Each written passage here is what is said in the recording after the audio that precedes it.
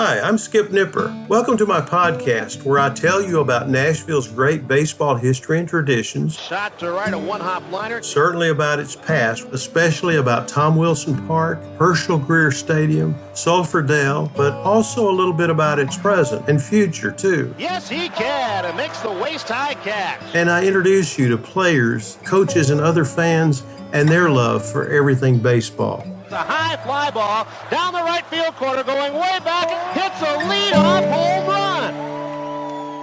Nashville's ball club won the first two Southern Association championships in 1901 and 1902, and then fell on hard times for the next 5 seasons, finishing 5th, 7th, 7th, and 8th at the very bottom of the league. But in 1908, the team returned to its winning ways in a tight pennant race that went down to the final game. Now, Newt Fisher, owner and manager, who helped form the league in 1900 with Charlie Frank of Memphis and Abner Powell of New Orleans, led the club until the 1905 season when he sold it, and he brought in Mike Finn to manage the rest of the season and 1906. And in 1907, Johnny Dobbs was called on to lead the club, but his team only won 59 games, and he was let go. Although he would manage for over 20 years in the league and even win a pennant with New Orleans as early as 1915. Yes, on December the 31st, 1907, 35-year-old Bill Bernhardt is named as manager of the Nashville Baseball Club. Strawberry Bill, they called him. He had pitched for the Philadelphia Phillies and the Cleveland Indians beginning as early as 1899, but he retired at the end of the 1907 season with a major league record of 116 and 81. And that hire on December the 31st set in motion a chase for the 1908 pennant. However, there were a few other things that happened that helped to set the foundation of Nashville baseball that year. On January the 14th, 1908, in his Nashville Tennessean column, sportswriter Grantland Rice referred to the local ballpark as Sulphur Spring Dell, and in subsequent columns, Rice shortened it to Sulphur Dell, and fans and players adopted it when referring to their beloved ballpark. A month later, on February the 16th, Cleveland announced that he will have 2 farm clubs in 1908, Toledo, managed by Bill Armour, and Nashville, managed by Bill Bernhardt. And while I'm not sure it helped bolster the ball club, it may have been a sign of future affiliations and, if nothing else, came as a sign the Cleveland club gave newly retired Bill and Nashville its blessing. Now, Grantland Rice was back at it on February the 29th when he announced the results of a Name the Team contest in the Tennessean. There were 950 votes cast for volunteers in the contest, with the 2 other options, Rocks and Lime Rocks, with volunteers far outdistancing the others by the voters' final choice. On April the 20th, 1908, Nashville and Montgomery played to a 3-3 tie in front of 4,000 fans before the umpires stopped the game due to darkness. It was the home opener for Nashville at Sulphur Dell. The Vols banged out 14 hits to only 6 by the Senators, but neither team could score after the 9th inning. There was a scary moment when Montgomery third baseman Ed Grimminger hit a foul ball down the left field line that police officer Fate Allen did not have time to get out of the way of, and it knocked him down, noting that it was the first time he'd ever been knocked out. But it was the home opener for Nashville.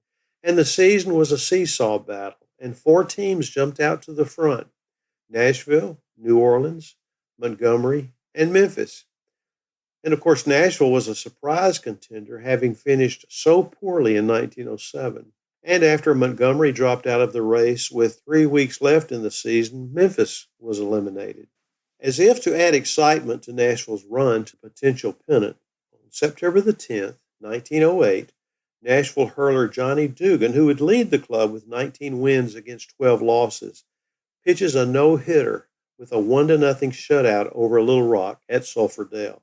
Now, the schedule called for Nashville and New Orleans to meet in the last series of the year, and going into the final game, New Orleans led by a 1/2 game lead, and they needed only 1 win to capture the pennant. But Nashville won, giving the teams an apparent tie. However, the Pelicans had played two more games with one win and one loss more than Nashville, and the Vols had a better winning percentage, 573 to 571, and Nashville claimed the pennant.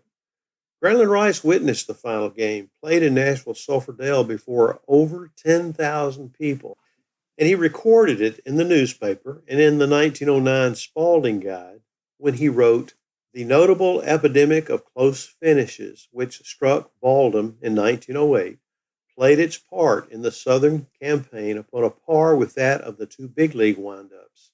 By the margin of a triple better than one decimal point, one run, the pennant fight was decided at sunset upon the final day of the battle. As close a finish as the keenest mathematician could possibly figure out, or the most ardent fanatic dream would ever come to pass. When the series opened, both teams had lost the same number of games, but New Orleans boasted one more victory. The final three-game series of the season found them face to face. New Orleans half a game in the lead, but fighting on Nashville soil. This meager margin meant that the winning club must win two games of the series. New Orleans, with Bill Bartley facing manager Bernhard, won the opening contest, but they were all even, practically, as the end of the second day's fighting when Johnny Dugan for Nashville downed Bill Phillips, the pitcher for New Orleans. The ballpark was crowded to its utmost capacity on the final day when young Vetter Sitton, just out of the South Atlantic League, he came to Nashville in August, was called upon to meet the veteran Theodore Breitenstein, who has just finished the most remarkable year he had ever known in the league. For 6 innings, neither team could score. So effective was the pitching and defensive play of both teams. But with 2 out in the 7th and the weak end of the Nashville batting list up, the unexpected happened, and 2 scratch singles in a row put over the only run. Doc Wiseman drove in the winning run in the memorable battle. Sitton stuck to the end, developing power as the game progressed and winning a deserved battle in which McElveen, Wiseman, and others starred with effect.